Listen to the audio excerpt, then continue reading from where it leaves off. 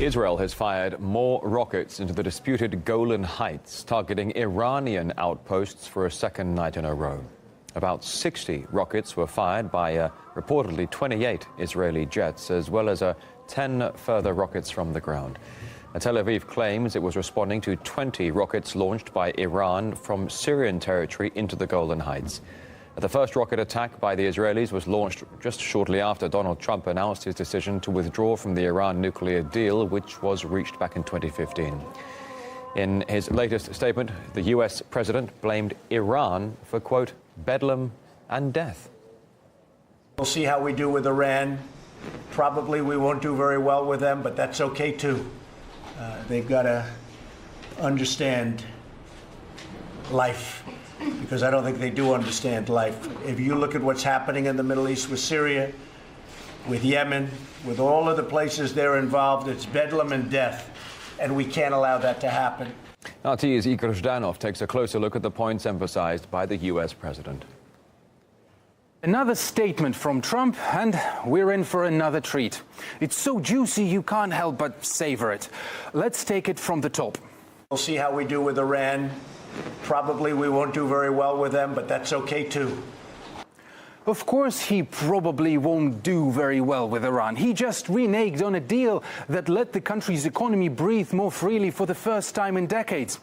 And by a chain reaction, Trump probably won't get along with a bunch of other countries either. Yes, all those nations who decided to stay in the deal, reiterating their support for it.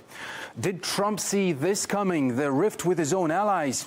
Probably the answer doesn't matter that much. After all, the America First mantra got Trump elected. And if you don't get it, you're in for a life lesson. They've got to understand life, because I don't think they do understand life. Wikipedia has a whole article on American exceptionalism, and this tirade could very well add a section to it.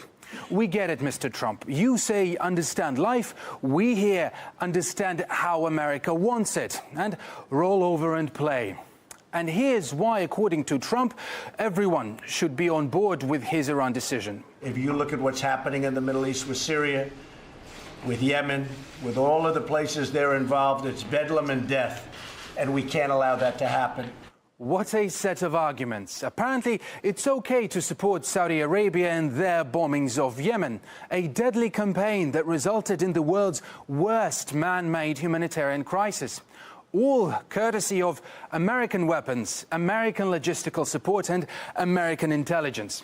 And with Syria, I must have missed the moment when Iran joined the U.S. in sending money and weapons to jihadist armed groups seeking regime change. Trump has laid out a list of demands to Iran. Most notably, he called on Tehran to drop the, quote, quest to destroy Israel, an explicit indicator of who Trump's trying to court here. And this is how Iran feels about Trump's move.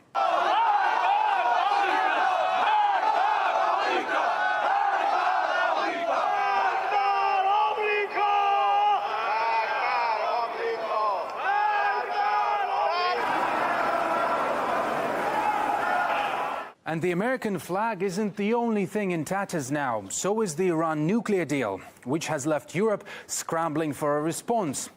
One thing is clear, though. They won't be taking a leaf out of Donald's out of the deal.